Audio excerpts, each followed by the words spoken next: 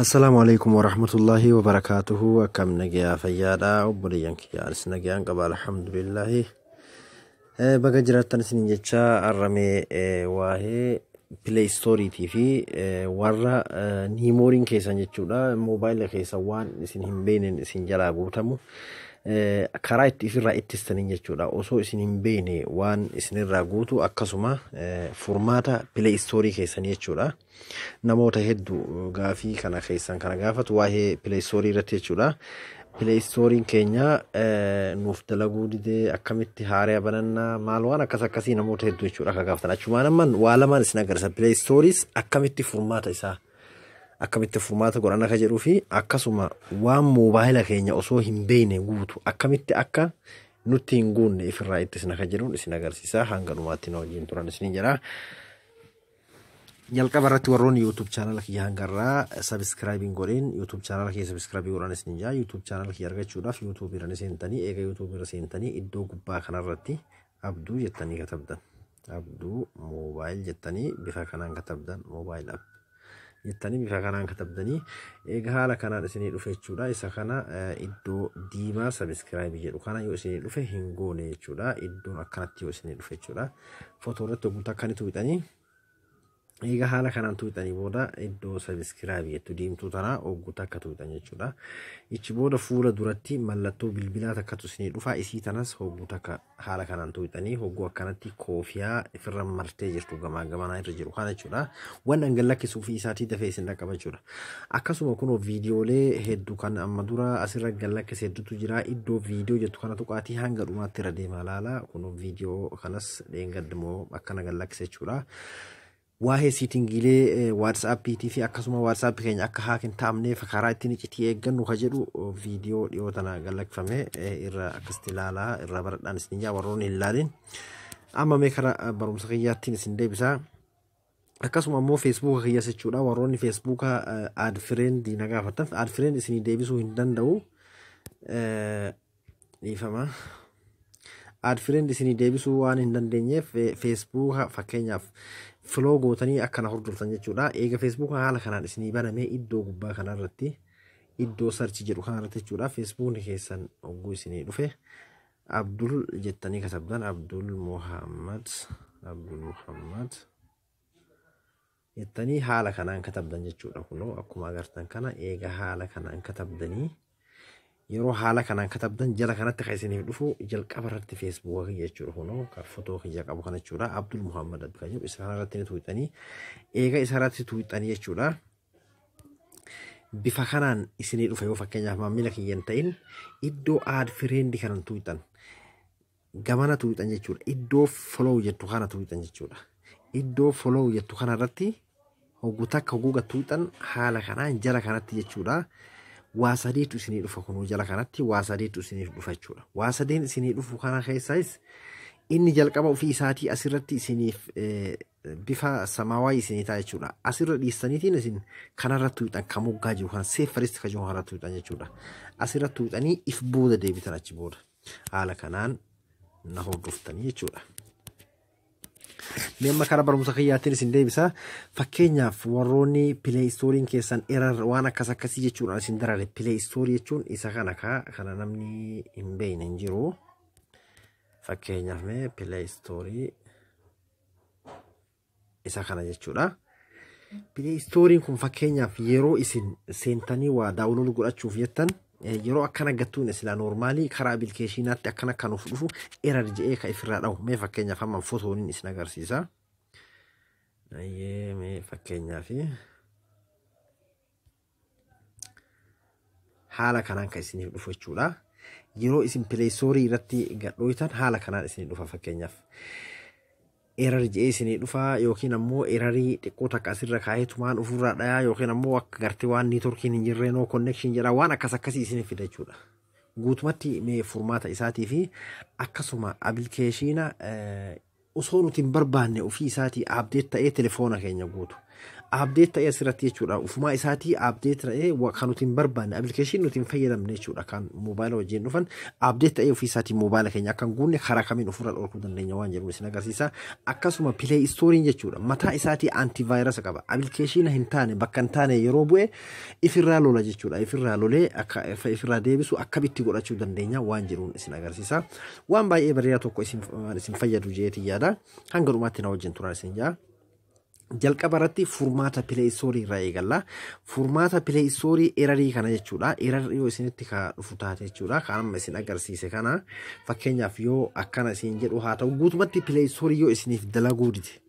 Ka email banatiniitiin warra email banattanii duraan fayyadamuu jirtan ka dalaguu dideeti kan hin jechuu jiru ka Play ka emailas yeroo biraa isin agarsiisa.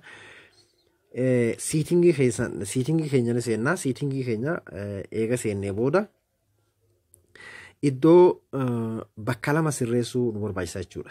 Erarii waa lamarraa itti dhufti. Fakkeenyaaf seatingii moobaayilaa wal dhabuu danda'a. Amma fakkeenyaaf kiyyamma General Management ka jiru kana keessa nin seenaa. Eega General Management kana keessa seenee booda jechuudha. Date in the time ka jirutu jira. Date in the time kun yoo waliin qixxaayin haala san isin godhuu danda'a jechuudha. Haalli seatingii moobaayila keenya wal dhabuu danda'a. Kan isin agarsiisu jiru iPhone miti amma Samsungidha jiru. Samsungii qofa iPhone miti. General Management kana keessa tuuneeti. Eega isa kana keessa tuune. Keessanis seatingii akka biraatti isinii fida malee akkanuma ja'a jechuudha. Eega as tuune booda gubbaa kanarratti jechuudha. Date in the time ka jirutu jira jechuudha. Date in the time kana eega tuune bifa kanaanii fakkeenyaaf yoo haala kanaan isiniif dhufe. Haala kanaan yoo isiniif dhufee jiraate akkas isiniin jechuu danda'a jechuudha. Eraan isiniin jechuu danda'a isinii dalaguu diduu danda'a jechuudha.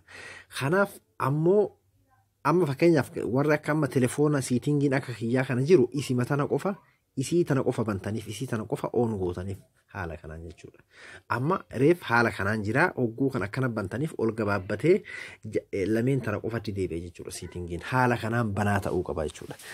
Warri seatingiin keessan akkanan ta'intu jira. Fakkeenyaaf mee amma picture isin agarsiisa akka Samsungii biraa irraa kaafadhe haala kanaan isinii dhufachuu fakkeenyaaf amma bifa kanaan fakkeenyaaf asitti automatic date in the time jedha jalatti ammoo automatic time zone jedha lameen kana isinii fida jechuudha. Yoo telefoona Samsungii amma kunis fakkeenyaaf Samsungii biraa irratti jechuudha. Yoo haala kanaan isiniif dhufe kana lameenuu raayitii itti godhuu qabdan kana lameenuu jechuudha. Time in the date automatic kanaa fi automatic time zone kanas raayitii itti godhuu qabdan akka amma irra jiru kanatti jechuudha. Akka amma irra jiru kanatti irra gattuu hixanii raayitii itti godhuu qabdan jechuudha. Seatingiin kiyya amma akkana waan ta'iniif kana picture isin agarsiise. Amma kiyya fakkeenyaaf time zone fi automatic date in the time illee asuma keessaa qaba jechuudha. Seatinguma tokkocha kana keessaa qaba. Isa kana banattanii jechuudha. Kun steepii duraati. Haala kanaan gootanii Play Store keessan bantanii mokortanii jechuudha. Haala kanaan yoo isin dide jechuudha. Steepii itti aanu. Kana yoo isin dide steepin itti aanu maalinni application kana keessa hintan application ka jiru kun jechuudha. Seatingii hundinuu application ma jira haala kanaan eega irratti gattuutanii applicationota isin irraa qabdan isinii fida jechuudha. Applicationota isin irraa qabdan yoo warroonni asirratti seatingiin gosa lama yoo warroonni silkii akka kiyyaa kana fayyadamtan seatingii akkanaa qabu ka fayyadamtan ta'e gubbaa kanatti waan akka xiyyaa takkatu jira jechuudha. Amma fakkeenyaaf all up irra jira. Fakkeenyaaf waa sadiitu jira jechuudha. All up, enabled, disable. Seatingii sadeen kana jira jechuudha. Yoo seatingii sadeen kana isinii fide all up irra gootan. All up irratti gootaniiti as keessa Play Store barbaadan jechuudha. Amma kiyya all up irra jira Play Store keessa barbaada fakkeenyaaf.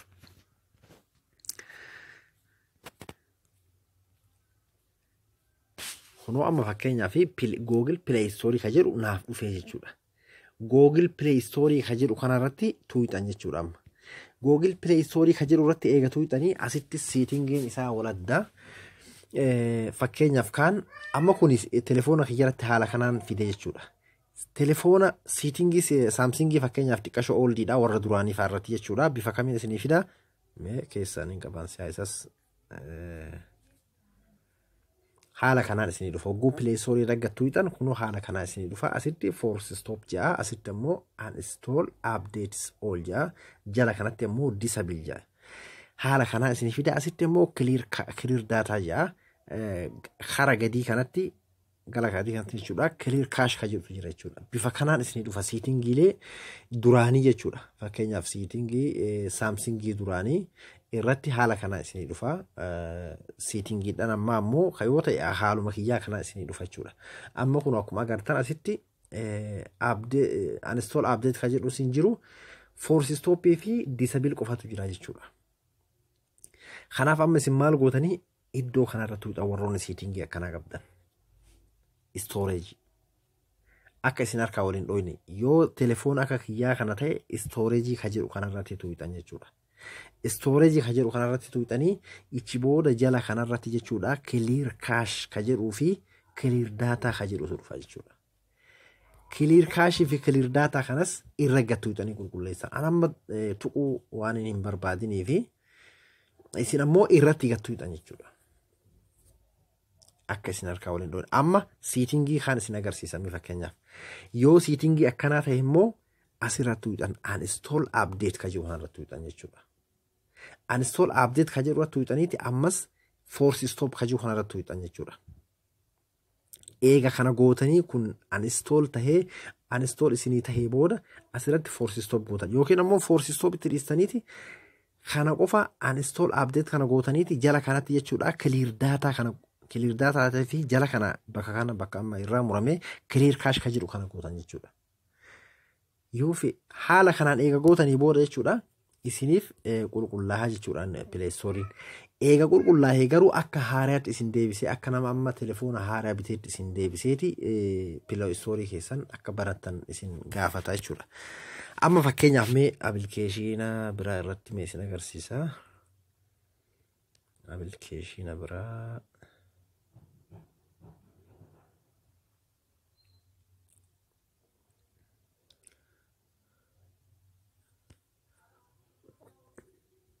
application irraa haquu qabu sila fakkeenyaaf mee amma application kanarratti isin agarsiisu haala kanaan fakkeenyaaf kun Play Store haa jennu fakkeenya isin agarsiisu jira Play Store yoo ta'e haaluma kanaan isin dhufu waan ta'eef kunis amma fakkeenyaaf kama mobile wajjin dhufu storage ka jedhu kanarratti tuuxanii eega storage ka jedhu kanarratti tuuxanii kunoo fakkeenyaaf clear data fi clear cache dhufa jechuudha.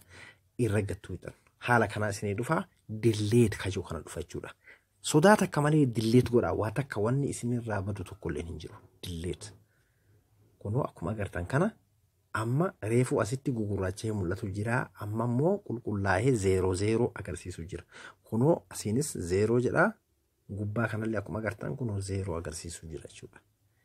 Amma haala kanaan mobile keessanis bootaa isinii banama innis haala iradii san dhiiseeti isiniif banama. Amma eega akkana gootan booda yoo feetan jechuudha telefoona keessan restart gootan eega akkana gootan booda akkanatti eega gattuuxanii isa ka jidduu kanarratti tuuxan jechuudha restart.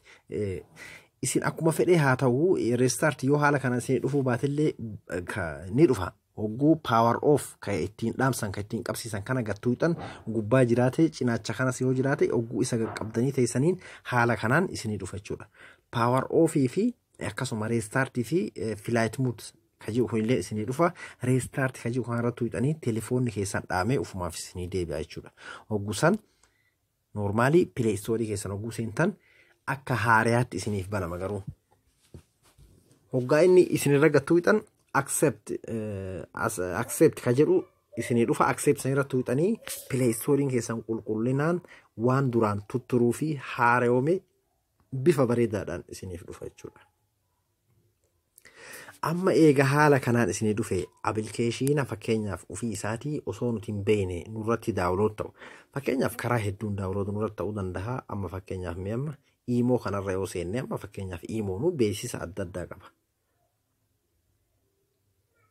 Fakkeenyaaf amma yoo inni as tuqe kun akkuma agartan kan amma fakkeenyaaf kuni kun amma visit sites amma fakkeenyaaf imo irratti jechuudha. Amma imo kun seene amma kun application fakkeenyaaf osuma imo akkanatti irra ol harkifnu fakkeenyaaf ogguu raggattuine normally gara applicationatti nu geessa. Amma fakkeenyaaf kun gara applicationatti na erga jechuudha. Kun akkuma agartan kanatti amma haala kanaan amma namoonni gariin akkana eegata booda akkanatti irraa deebi'an inni ammoo install tahuu danda'a gara install tahee ofii isaatii gadi bu'uu danda'a jechuudha.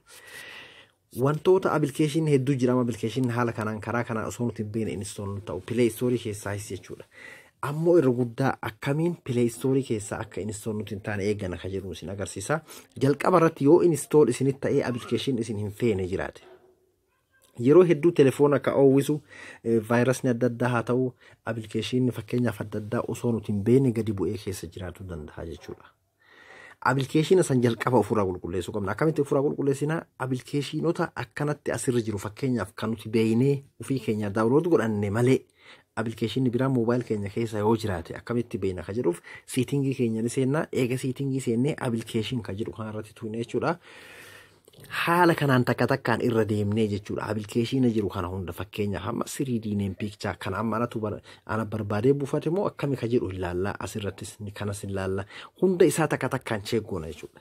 Takka takkaan cheeggoonee haala kanaan jechuudha. Fakkeenyaaf amma yoo amma fakkeenyaaf application kun ka ani hin barbaadin ka ta'u taate fakkeenyaaf asuma keessatti arga. Ani ammoo barbaadeen buufanne. Ifirraa uninstall gootan haala kanaan gattuu hixanii achi booda uninstall. Kunoo bifa kanaan ofirraa uninstall godhan jechuudha. Bootaas nurraa qabata anti virus illee ta'uu danda'a jechuudha. Haala kanaan application isin hin barbaadin yoo jiraate barbaaddanii ifirraa haala kanaan ifirraa hixanii jechuudha. Amma eega akkasii ifirraa hixanii application diidamni illee haa jiraatu. Application isin hin barbaadin ka as keessatti fakkeenyaaf application kan an hin buufne beektan jechuudha. Application akkasii hoguu jiraate irra gattuu hixanii uninstall ifirraa godhuu qabdan. Eega akkasitti uninstall gootanii ifirraa fixan booda jechuudha. Amma maal gootanii karaa Play Store deemtan jechuudha. Bakki guddoon asii amma application mallaqa keenyas update godhee nurraa fixa haala addaatiin jechuudha. Karaa nuti hin beekne ifirraa nurraa fixu Play Store keessaan. Play Store keenya eega seennee booda iddoo sarara gamana sararamti ta gubbaa tana jechuudha. Isii tana hogguu takkani tu'ina. Eega isa kana tu'ina jechuudha. Irra gad oofneeti setting ta'etu jira jechuudha. Play Store keessa setting ta'etu tanani tu'ina. Eega setting tu'inee booda kalammaffaa bira gad dabarree jechuudha. Isa kanarratti jechuudha. Auto update app kajuutu jira jechuudha. Auto update app kajuu kanarratti tu'inee waa sadiitu nuuf dhufa jechuudha. Danoota update app kajuutu fi auto update over wifi only. Wifi qofarratti update haa ta'u ka jedhuu fi akkasuma automaatika yeroo hunda update haa ta'u ka jedhuu fi update gonkumaa akka hin taane. Amma fakkeenyaaf ani danoota irra godhe jechuudha. Noota auto update ka jiru irratti godhe jechuudha. Isinis maal gootanii asirra godhattanii jechuudha. Fakkeenyaaf yoo auto update asirra yoo jiraate guyyaa guyyarraa ofii isaatii update godha jechuudha. Yoo immoo ka jidduu kanarra faa jiraattan adagaadha. Mallaqa keessanillee ni fixa. Maaliif yoo asirra fakkeenyaaf asirra yoo jiraate bakka wifi yeroo dhayxan ofii isaatii update ta'a telefoona keenyatti ulfaata jechuudha. Yoo laakiin ammoo ka jidduu ka amma anirra fakkeenyaaf kaan amma irra kaa'ifama. Kaan amma irra kaa'ee kana fakkeenyaaf yoo asirra jiraate. Yoo haala kanaan ka jidduu kanarra ka jiraatu taate mallaqa keessanillee turaab isin jalaa godha. Mallaqa keessan lakka isin daataa bantaniin inni ofii isaatii normaal application isin hin barbaanne update godheeti. Telefoona keessan guutee telefoona keessanis biizii godha akkasuma mallaqa keessanii isin irraa fixa jechuudha. Haaluma kana hundarraa maal gootanii asirratti godhattan. Asirra godhattaniiti yeroo isin barbaaddan ofii barbaaddan qofa application barbaaddan seentanii update godhattan. Haya application barbaanne eessaan update godhanna warri jettanis hin dhabamu jechuudha. Bakkuma san tuutan asuma sararuma kana tuutaniiti application yoo Facebook haaromsuu feene fakkeenyaaf yoo imo haaromsuu feene yoo akkasuma ammoo waan feene haaromsuu feene jechuudha asirratti tuutan. Dhiifama ka gubbaa kanarratti tuutan my apps in the game kajuu kanarratti jechuudha. Isarratti eega tuutanii booda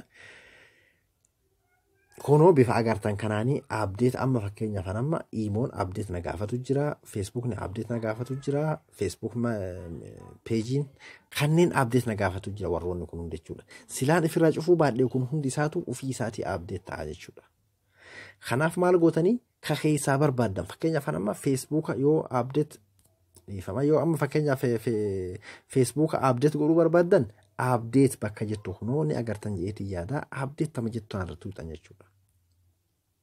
Fakkeenyaaf update amma yoo fakkeenyaaf Facebook godhuu barbaade update irra gattu ofirraa waan fedhii dalagaa jechuudha. Update naa ta'u jira kunoo gubbaratti akkuma agartan kanatti update naa ta'u jira jechuudha. haala kanaan update godhatan jechuudha. Amma inni itti aanu ammas Play Store ma keessa jechuudha.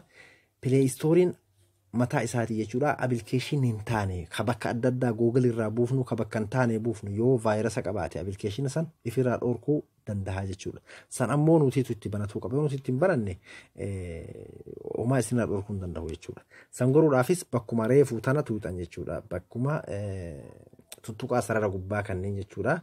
Isa kanarratti ogguu takka tuuxanii eega isarratti ogguu takka tuuxanii booda irra gad ooftanii jechuudha. Play Protect ka jiru jira jechuudha. Ni agartan jeetii yaada. Play Protect.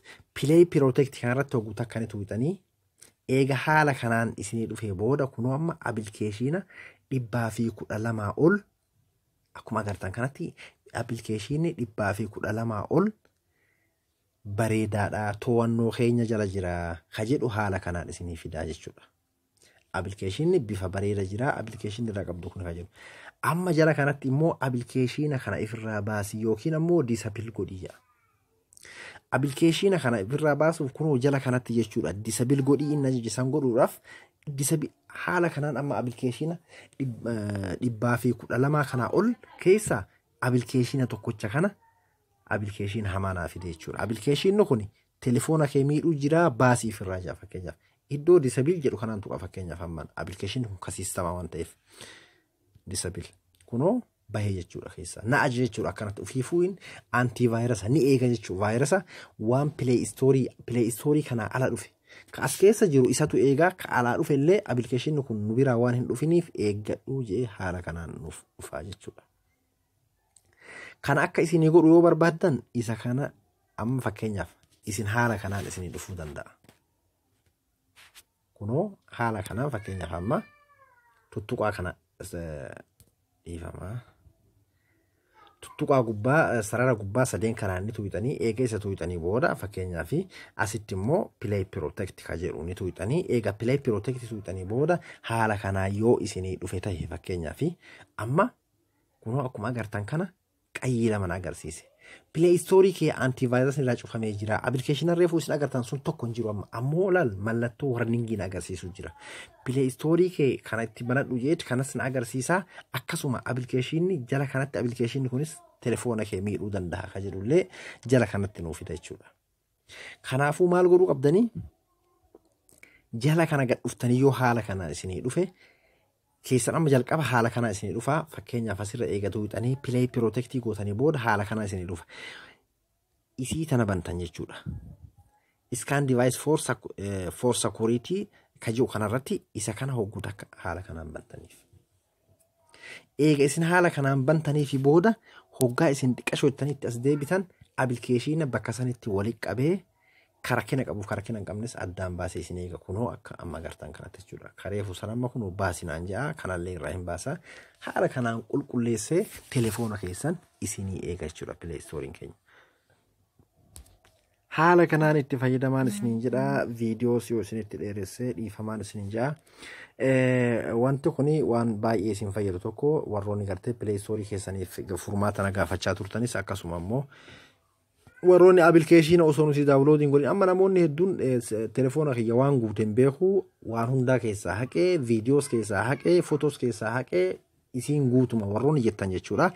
Karaa kanaan ifirraa ittistan jechuudha. Karaa kamiin ifirraa ittistanii akka ofii isaatii update isinitti hin taane Play Store keessan ifirraa hidhuu as tuuxanii eega as tuuxanii booda siitingii seentanii siitingii eega seentan booda jechuudha. Auto update ka juhana ifirraa hiitanii jechuudha.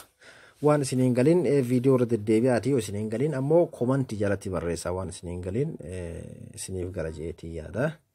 Waan isiniin galin ammoo komantii jalatti barreessaa waan isin dhibe gaafadhaan isiniin jaa hanga viidiyoo biraatti walitti deebinutti. Assalaamu alaikum wa rahmatullahi wa barakatuh.